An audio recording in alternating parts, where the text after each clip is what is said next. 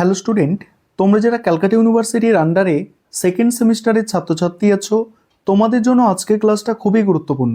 আজকের ক্লাসে তোমাদের ইএনভিএস অর্থাৎ পরিবেশবিদ্যার 5 নম্বর ইউনিট থেকে গুরুত্বপূর্ণ এসএকিউ অর্থাৎ 2 নম্বরের প্রশ্ন উত্তর নিয়ে আলোচনা করব। আজকের ক্লাসে প্রথম প্রশ্ন থাকছে অপ্রথাগত শিক্ষার 2টি উদাহরণ দাও। এর আগে কিন্তু আমি 4টে ইউনিট আলোচনা করেছি। তোমরা যারা সেই 4টে ইউনিট এখনও দেখোনি, অবশ্যই তোমরা চ্যানেলের প্লেলিস্ট থেকে দেখে নেবে। আজকে 5 নম্বর ইউনিট আলোচনা করছি এবং এখানে যে প্রশ্নগুলো স্টার দেওয়া আছে এগুলো হচ্ছে অধিক গুরুত্বপূর্ণ প্রশ্ন। কি বলা হলো? প্রথম প্রশ্ন, অপ্রথাগত শিক্ষার 2টি উদাহরণ। 1 নম্বর হচ্ছে পরিবেশ সংক্রান্ত কর্মশালা বা ট্রেনিং সেশন। 2 নম্বর হচ্ছে পরিবেশ মেলা বা প্রদর্শনীতে অংশগ্রহণ।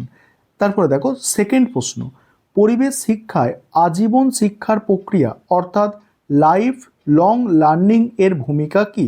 অ্যান্সারটা দেখো, পরিবেশ সংক্রান্ত সমস্যাগুলির ক্রমাগত পরিবর্তনশীল, তাই এই প্রক্রিয়া মানুষকে জীবনের প্রতিটি ধাপে পরিবেশগত সমস্যা ও সমাধানের নতুন তথ্য ও কৌশল সম্পর্কে আপডেট থাকতে সাহায্য করে এবং টেকসই জীবনধারা বজায় রাখতে উৎসাহিত করে। পরের প্রশ্ন আছে যে পরিবেশ রক্ষায় এনজিওর 2টি গুরুত্বপূর্ণ ভূমিকা কি? 1 নম্বর হচ্ছে তৃণমূল স্তরে পরিবেশ সচেতনতা বৃদ্ধি ও শিক্ষা প্রদান। 2 নম্বর হচ্ছে পরিবেশ আইন প্রয়োগে সরকারের ওপর চাপ সৃষ্টি করা এবং বিভিন্ন সংরক্ষণ প্রকল্পে সরাসরি অংশগ্রহণ করা। পরের প্রশ্ন আছে আনুষ্ঠানিক ও অআনুষ্ঠানিক পরিবেশ শিক্ষার একটি পার্থক্য লেখো। আনুষ্ঠানিক ও অনানুষ্ঠানিক পরিবেশ শিক্ষার একটি পার্থক্য। আনুষ্ঠানিক শিক্ষা একটি সুনির্দিষ্ট কাঠামো, পাঠ্যক্রম ও মূল্যায়নের মাধ্যমে পরিচালিত হয়, যেমন কলেজের ক্লাস। অনানুষ্ঠানিক শিক্ষা দৈনন্দিন জীবনযাত্রা, মিডিয়া বা ভ্রমণের মাধ্যমে স্বতঃস্ফূর্তভাবে ঘটে, যার কোনো সুনির্দিষ্ট কাঠামো নেই। তারপরের প্রশ্ন হচ্ছে পরিবেশ শিক্ষায় দেখো, পরিবেশ শিক্ষায় রোল প্লেয়িং অর্থাৎ বলা হচ্ছে ভূমিকা নয়ের মানে কিভাবে সাহায্য করে, রোল প্লেয়িং কিভাবে সাহায্য করে। দেখো, রোল প্লেয়িং শিক্ষার্থীদের পরিবেশগত সমস্যাগুলির বিভিন্ন দৃষ্টিকোণ থেকে দেখতে ও বুঝতে সাহায্য করে। এটি তাদের মধ্যে সহানুভূতি এবং সমালোচনামূলক সিদ্ধান্ত গ্রহণে সক্ষমতা বৃদ্ধি করে। পরের প্রশ্ন হচ্ছে পরিবেশ রক্ষায় সরকারি প্রতিষ্ঠানের 2টি ভূমিকা। 1 নম্বর হচ্ছে পরিবেশ আইন প্রণয়ন, নীতি তৈরি এবং কার্যকর প্রয়োগ নিশ্চিত করা। 2 নম্বর হচ্ছে পরিবেশ দূষণ নিয়ন্ত্রণ, বন্য প্রাণী সংরক্ষণের জন্য আর্থিক অনুদান ও সহায়তা প্রদান করা। পরের প্রশ্ন, পরিবেশ শিক্ষায় ইকো ক্লাবের গুরুত্ব। এটা কিন্তু মোস্ট ইম্পর্টেন্ট একটা প্রশ্ন, পরিবেশ শিক্ষায় ইকো ক্লাবের গুরুত্ব। অ্যান্সারটা তোমরা দেখবে।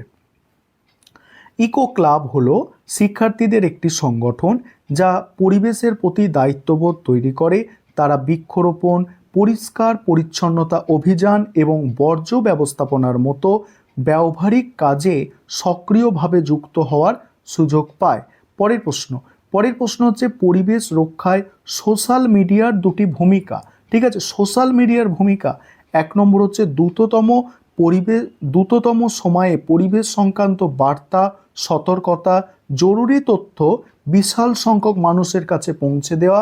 2 নম্বর হচ্ছে পরিবেশ আন্দোলনের জন্য জনসমর্থন সংগ্রহ করা এবং সেগুলিতে অংশগ্রহণের জন্য মানুষকে উৎসাহিত করা।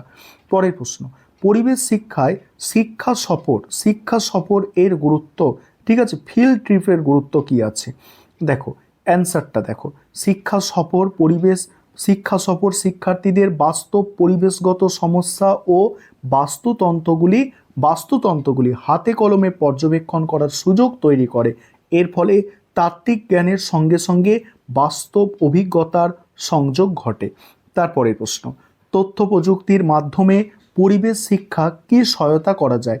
দেখো, তথ্য প্রযুক্তি ব্যবহার করে পরিবেশের পরিবর্তনগুলি দূর থেকে পর্যবেক্ষণ, দূষণ ডেটা বিশ্লেষণ, ইন্টারনেটের মাধ্যমে সহজে শিক্ষামূলক উপকরণ ও তথ্য বিতরণ করা যায়।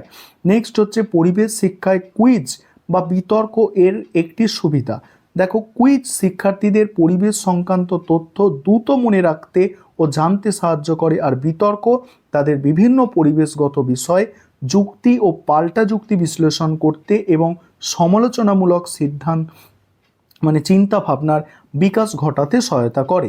তারপরের প্রশ্ন আছে দেখো, পরিবেশ রক্ষায় প্রিন্ট মিডিয়ার দুটি ভূমিকা কি? প্রিন্ট মিডিয়ার ভূমিকা দেখো, পরিবেশগত সমস্যা ও সাফল্যের খবর। এক নম্বর হচ্ছে পরিবেশগত সমস্যা ও সাফল্যের খবর, খবর, প্রবন্ধ, গবেষণামূলক রিপোর্ট প্রকাশ করে জনমত তৈরি করে। আর দু নম্বর হচ্ছে পোস্টার, লিফলেট বা বইয়ের মাধ্যমে পরিবেশ শিক্ষার বার্তা সমাজের বৃহত্তর অংশের কাছে পৌঁছে দেওয়া। পরের প্রশ্ন, পরিবেশ শিক্ষায় প্রদর্শনীর গুরুত্ব। প্রদর্শনীতে পরিবেশ সংক্রান্ত মডেল, ছবি, চার্ট ব্যবহার করা হয়, যা দর্শকদের পরিবেশগত বিষয়গুলি সহজে বুঝতে এবং তাদের মধ্যে পরিবেশের প্রতি কৌতূহল বাড়াতে সাহায্য করে। তারপরে দেখো, পরিবেশ শিক্ষায় পোস্টার উপস্থাপনের গুরুত্ব কি? পরিবেশ শিক্ষায় পোস্টার উপস্থাপনের গুরুত্ব।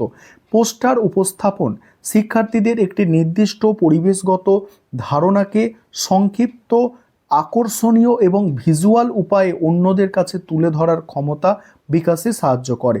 নেক্সট হচ্ছে পরিবেশ শিক্ষায় শিক্ষণ পদ্ধতি বলতে কি বোঝায়?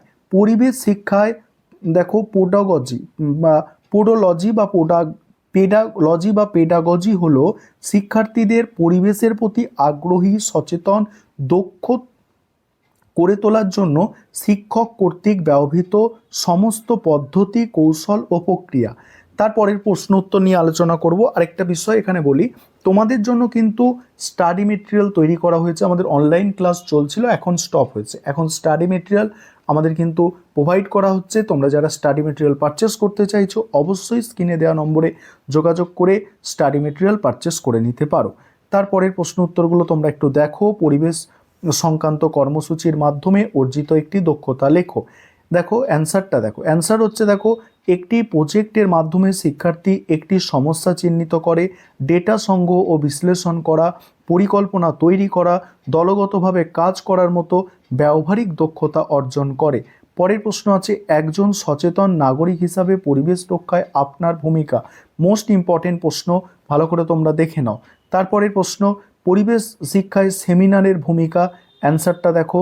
পরের প্রশ্ন আছে, পরিবেশের ওপর তথ্য প্রযুক্তির ব্যবহারের একটি নেতিবাচক দিক উল্লেখ করো। তারপরের প্রশ্ন আছে, তথ্য প্রযুক্তির একটি নেতিবাচক, এটা বললাম, এই অ্যান্সারটা দেখে নাও। তথ্য প্রযুক্তির একটা নেতিবাচক দিক, অর্থাৎ অ্যান্সারটা হচ্ছে ইলেকট্রনিক যন্ত্রপাতির অত্যাধিক ব্যবহার এবং অপ্রয়োজনীয় বর্জ্য সৃষ্টি, যা বর্জ্য নামে পরিচিত এবং এটি পরিবেশের জন্য মারাত্মক ক্ষতিকর। তারপর হচ্ছে, পরিবেশ শিক্ষায় জীবনব্যাপী শিক্ষায় পরিণত করতে কি প্রয়োজন। দেখো অ্যান্সারটা তোমরা দেখে নাও। মোস্ট ইম্পর্টেন্ট, তোমাদের আমি 20টা প্রশ্ন আলোচনা করলাম এখান থেকে।